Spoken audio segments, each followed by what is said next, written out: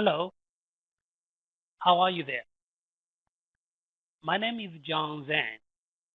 I'm one of five research analysts working for USpeak in Tucson. Thank you for watching. This presentation is about how to improve survey response rate. After watching, if you have any questions, I will leave you my email address. Just drop me a line. I will be more than happy to reply to you. Okay, when we talk about the response rate, we usually refer to the number of surveys that answered divided by the number of surveys you distributed or contacted. Say you have distributed a survey to 200 people, and at the end you got 150 completed and returned to you. Your response rate is 150 divided by 200, which is 75%.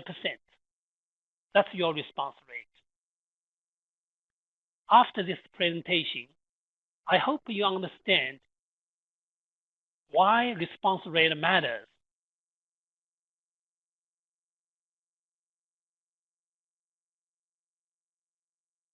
Second, identify factors that may affect response rate. Third, know the strategies and how to apply them in your survey administration. As you know, surveys are now everywhere for marketing, health, and other services. These business people try to understand their business better through the feedback of those who they serve. But one common concern is the lower responses from those who receive services.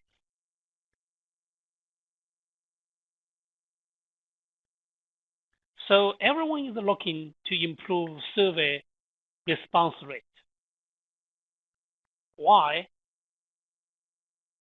Why improve survey response rate? Because the lower response rate usually do not tell the whole truth, or most likely have no true representation, either positively or negatively. Say an agency has over 100 employees and only 10 or 15 of them filled the survey and said they were satisfied with their salaries.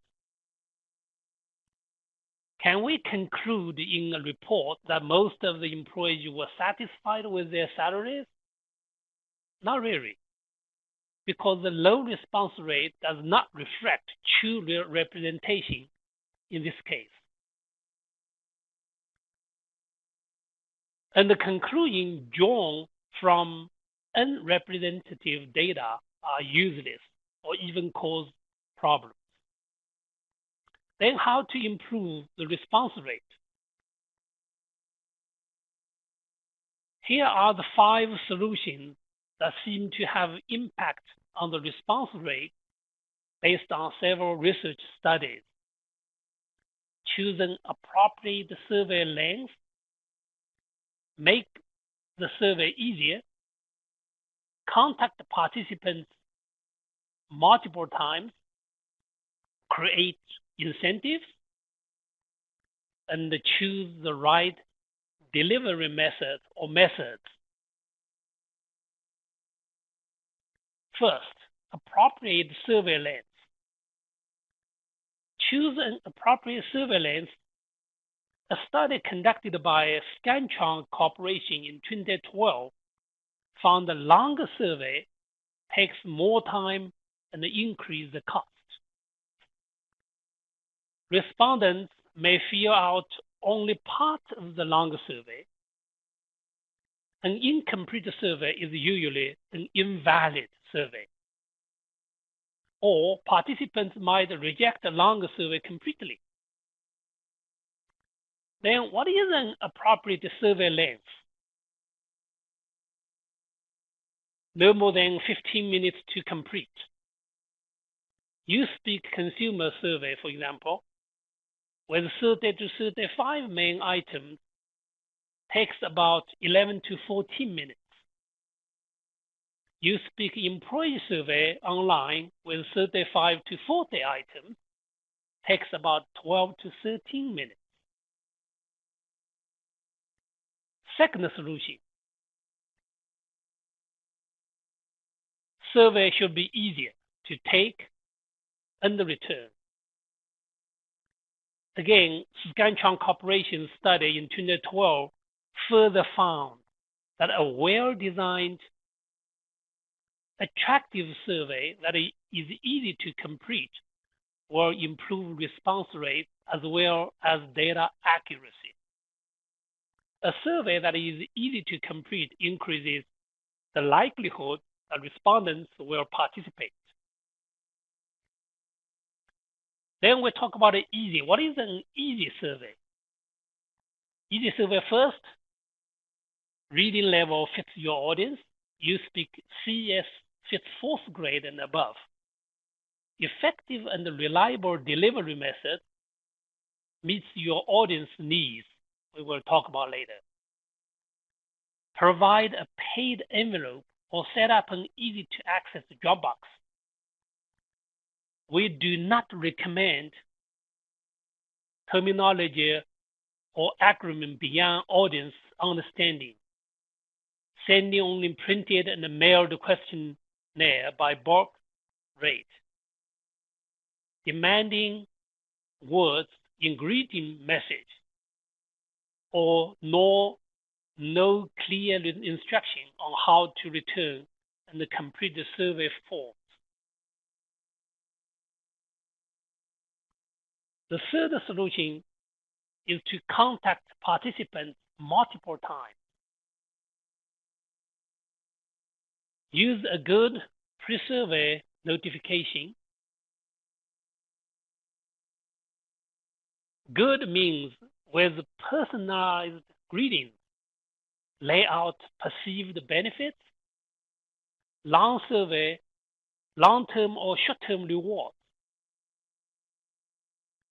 Follow a reminder postcard or an email with a copy of a message and the survey. Not just to send a reminder, but with a copy of the survey too.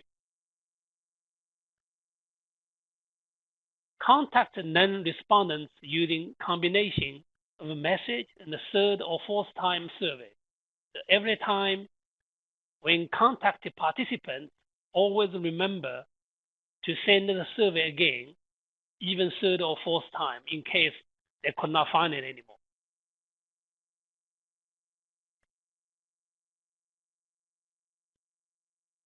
One case study by the University of Wisconsin in 2009 found that 4 steps will achieve good response rate. 2 survey mailing versus 1 survey mailing increase the response rate from 12 to 20%. After the first email notification, the response rate was leveling off at 44%. After an email reminder to non-respondents, the response rate increased to 67%. A final reminder of the deadline for the survey resulted in a final response rate of almost 72%. This same study recommends as best practice, a response rate under 70% should be a warning. The fourth solution is to use incentives, which increase response rate from 10 to 40%. One study found type of incentive could be monetary, cash, gift card, or non-monetary, thank you note or email message, recognition at a meeting. But make sure you know what kind of participants you have, what kind of incentives are most attractive, because you could get an incredible biased group of respondents to your survey due to the nature of the different incentive attraction. A football or basketball game ticket might attract more male than female participants. So keep it universal if you have a universal population, age, gender, etc. Next, of course, incentive timing. If you promised next week or 1 week after, then you have to issue the incentive or even prepaid.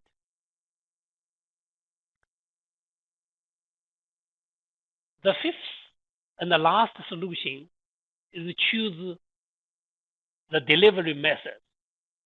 In fact, is choose more than one delivery method.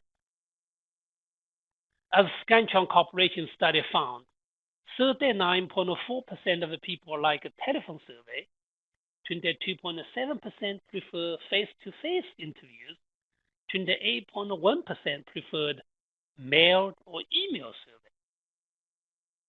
You can see there is no single method fitting majority of the audience. So if it is possible, use more than one method. A survey must have a good response rate. To produce accurate, useful results, you should not leave it to chance.